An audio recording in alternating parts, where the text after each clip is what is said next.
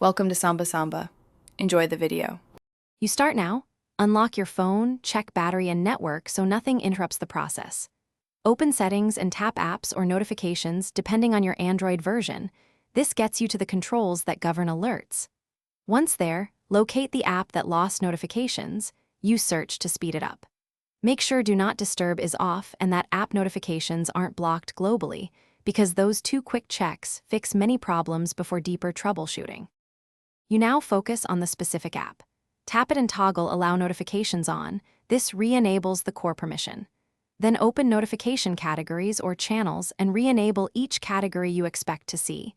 Some apps split alerts by type.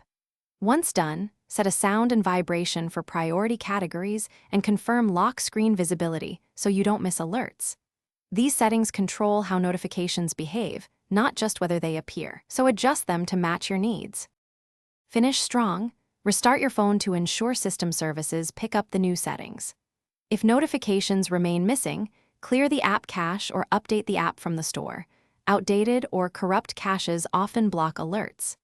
If problems persist, boot into safe mode to see whether a third-party app is interfering.